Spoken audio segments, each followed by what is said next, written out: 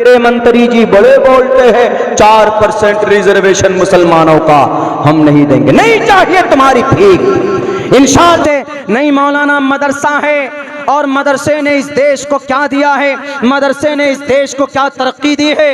याद करिए मेरे भाइयों, इस देश के अंदर जब जंग आज़ादी की लड़ाई लड़ी जा रही थी तो आपके बंगाल से जंग आज़ादी शुरू हुई, लेकिन उसके बाद 1799 में श्रीरंगापट्टनम मैसूर के अंदर वो जंग आज़ादी की चिंगारी टीपू सुल्तान को शहीद करके ख़त्म कर दिया गया।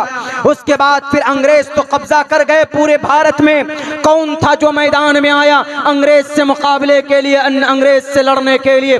उस वक्त कोई मैदान में कोई मर्द मुजाहिद अगर आया है तो ये जय श्री राम का नारा लगाने वाले ये कुछ नौजवान, 18 और 20 साल के हमारे नौजवान जो भटक गए हैं, जो रामचंद्र जी मर्यादा पुरुषोत्तम के राम के नाम को बेचकर खा रहे हैं, मेरे भाइयों ये लोग नहीं थे।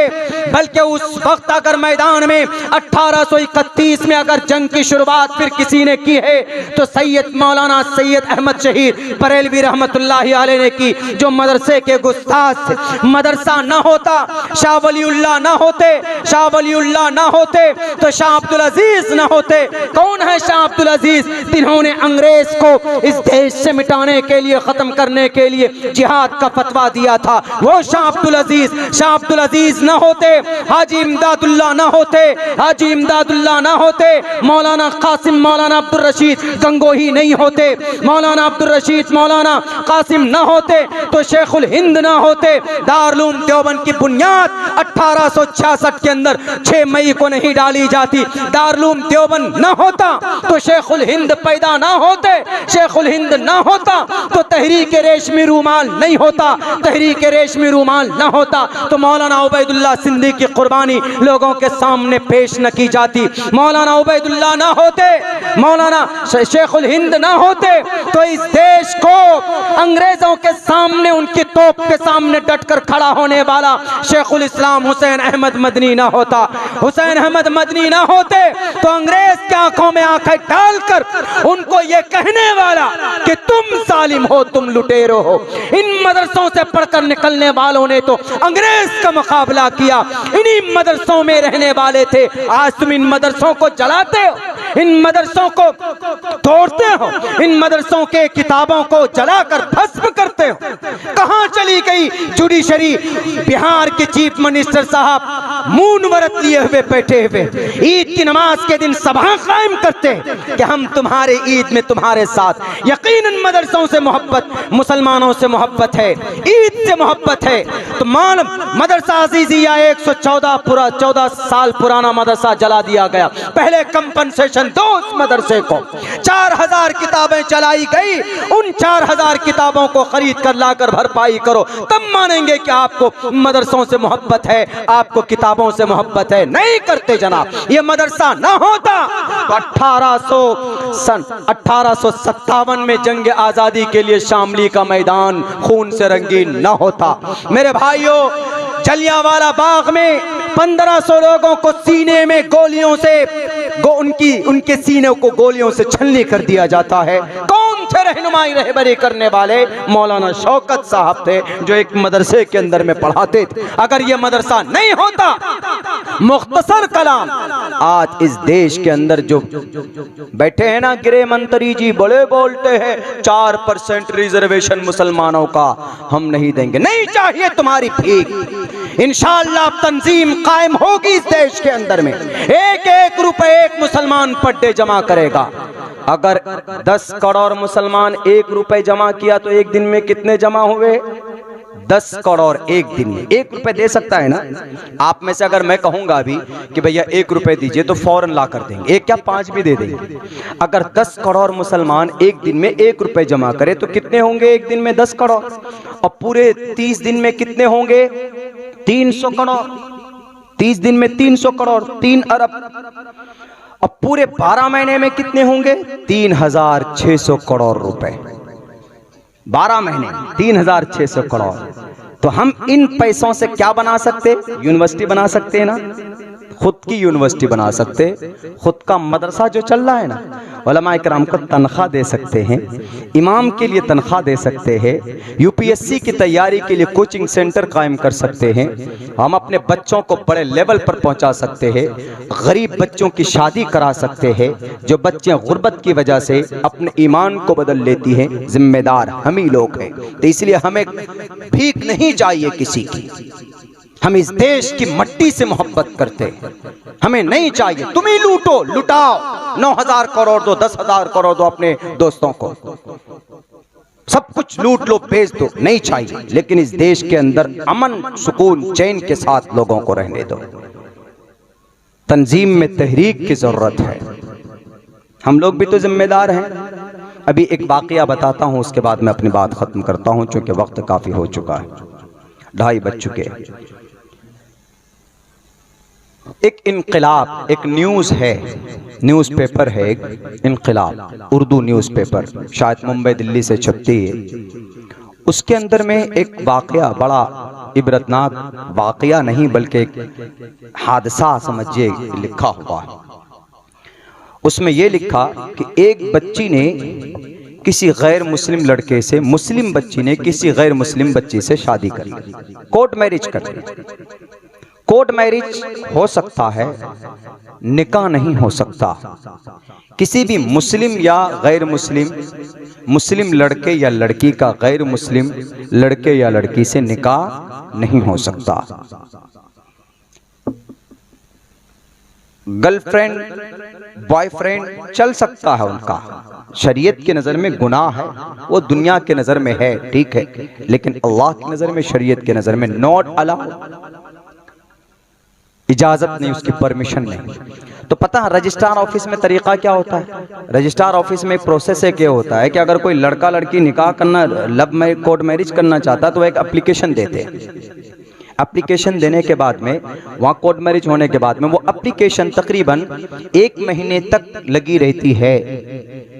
वो शादी करके वो लोग चले जाते हैं कोर्ट मैरिज करके, इसीलिए लगी रहती है ताकि इन दोनों बच्चों, लड़के और लड़कियों को, इनका कोई पेरेंट्स है, कोई एतराज है तो वो आकर आपत्ति दर्ज कर सकता है। तो भिवंडी मुंबई का एक ये मामला है। तो भिवंडी मुंबई की एक रजिस्ट्रार ऑफिस में देखा बाहर कि एक एप्लीकेशन है, लड़की का नाम, लड़की मुस्लिम है, मोमिना है, और लड़का गैर मोमिन है। जब उसके एड्रेस पे गए कुछ लोग, तो उनसे पूछा, उस बच्ची से पूछा कि तुमने क्यों निकाह किया, तुम्हारा निकाह हुआ ही नहीं, तुम्हारी शादी नहीं हुई। तो उस बच्ची ने पहले इनकार किया कि नहीं, हमारा आधार कार्ड है, लेकिन शायद किसी ने गलत इस्तेमाल किया। पहले वो मना करती रही कि खामखा कौन चक्कर में पड़े, इन लोगों के दानिश्वर लोग हैं, तंजीम के लोग हैं, मुसलमान हैं, आलिम दीन है, उनको टालना चाहिए वो। लेकिन जब फोर्स किया, उन्होंने मजबूर किया, तो उस बच्ची ने कहा, उस बच्ची ने जो कहा है, यकीनन वो गौर करने का हम सबके लिए नहीं बोले, पूरे भारत के मुसलमानों के लिए, सबके लिए, खुसूसन जो जिम्मेदार लोग हैं उनके लिए भी। उस बच्ची ने कहा कि आज आप आए, मेरी उम्र 25-26 साल है, आज आप आए, पिछले 15-20 साल से, 15-20 साल पहले मेरे अब्बा का इंतकाल हो गया था। मेरी माँ ने बर्तन माज कर मेरी परवरिश की है, मुझे पढ़ाया है, मुझे इस काबिल बनाया है कि मैं अभी जॉब करती हूँ, अभी मैं नौकरी में हूँ।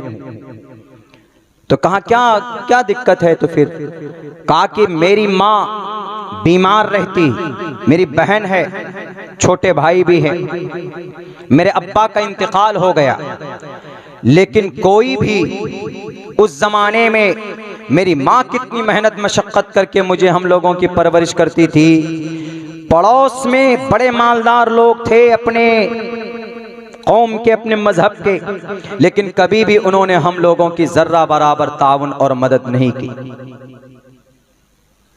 हम अगर उनके घर पे जाते तो घर छोड़कर, यानी कोई ना कोई बहाना लगाते। मैं पिछले 5-6 साल से अपनी शादी का इंतजार कर रही हूं, रिश्ता आता है, गरीब देखकर चला जाता है, मेरे घर के करीब में मालदार बच्चों की शादी होती, 20 से 25 लाख रुपए खर्च किए जाते। क्या उनमें से 5 लाख रुपए उसे अगर वो हमारी मदद कर दें तो हमारे घर की जो तंगी है वो दूर नहीं हो सकती? हो सकती। लेकिन हमारे नजरों के सामने में अच्छे कपड़े पहनते हैं, फजूल खर्ची करते हैं, लेकिन आज तक हमारी परेशानी उनको नहीं दिखी। जानते हैं, उसके बावजूद भी जानकर अंधे बन जाते। कहां थे आप लोग? पिछले 10 साल से वो लड़का हमारे घर का खर्च संभाल रहा। मैं जानती हूं इस बात को कि मैं उसके साथ अगर निकाह पढ़ती हूं, शादी करती हूं, तो मैं मुर्तद हो जाऊंगी, क्योंकि उनके अकीदे के मुताबिक मुझे रहना होगा। और मुर्तद की क्या सजा है मैं जानती हूं, मैं पढ़ी लिखी हूं।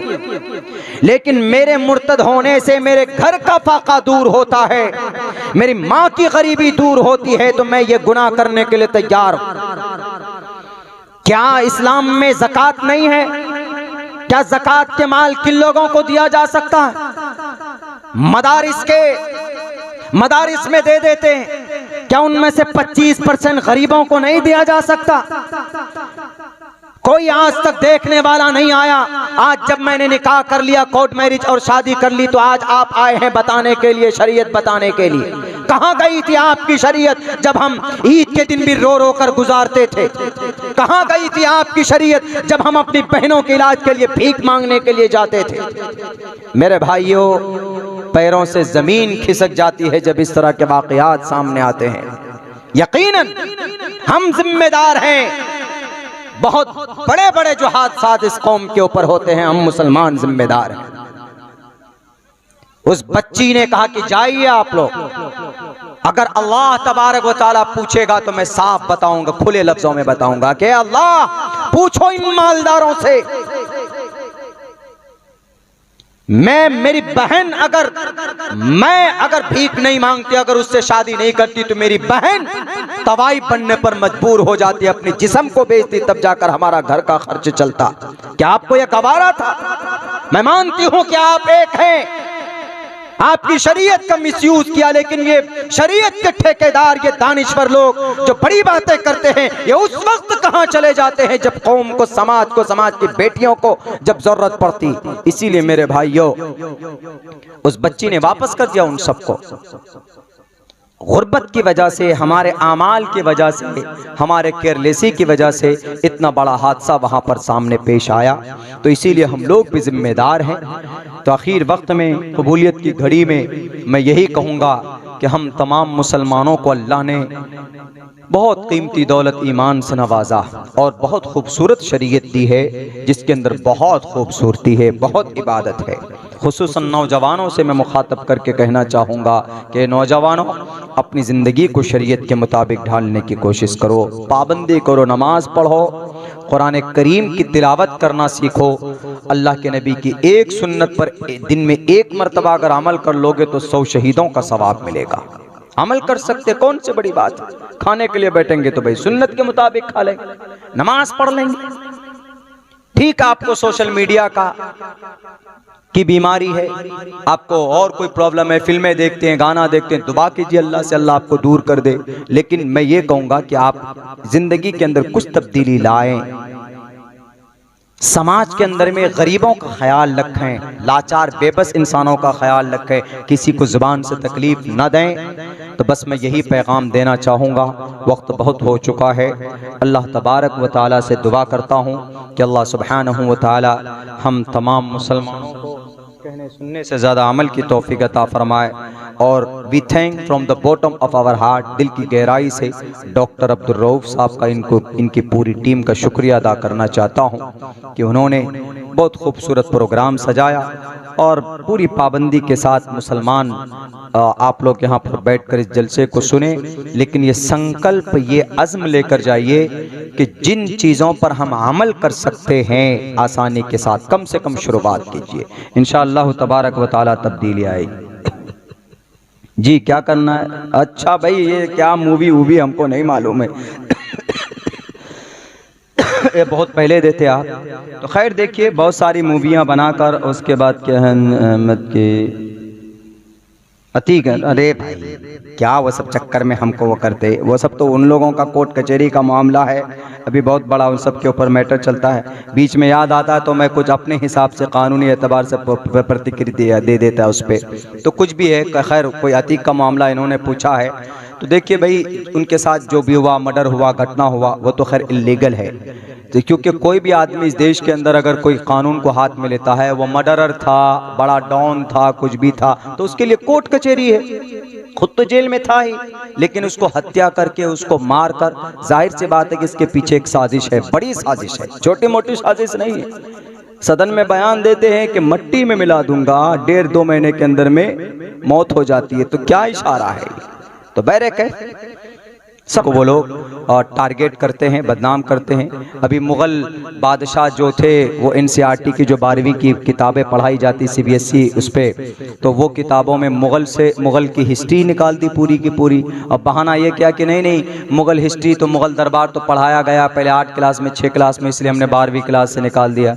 वो कब तक निकालेंगे? किताबों से हिस्ट्री निकाल सकते हैं, ताजमहल को थोड़े हटा सकते, लाल किला को थोड़े हटा सकते, कुतुब मीनार को थोड़े हटा सकते, रेड फोर्ट को थोड़े हटा सकते, और जनाब हुमायूं का मकबरा थोड़े ना हटा सकते। ये तारीख है, इनको नहीं हटा सकते। क़यामत की सुबह तक ये तारीख पैदा नहीं कर सकते, इतनी अच्छी हिस्ट्रिकल इमारत पैदा नहीं कर सकते। ताजमहल दुनिया का 7वां अजूबा है। इनके अब्बा भी कब्र से उठकर आ जाएंगे तो इतनी मजबूत किला नहीं बना सकते, दीवार नहीं बनाते। सड़कें बनाते तो गड्ढा हो जाता है, तो फिर ये ताजमहल बनाएंगे? तो खैर अल्लाह समझ दे इन सबको। अल्लाह से दुआ करते हैं अल्लाह कहने सुनने से ज़्यादा अमल की तौफीक अता फरमाए। बहुत बहुत शुक्रिया। अस्सलामु अलैकुम वरहमतुल्लाहि वबरकातुहू। दुआ कौन कराएंगे? हम ही करा दें। चलिए भाई दुआ कर लीजिए।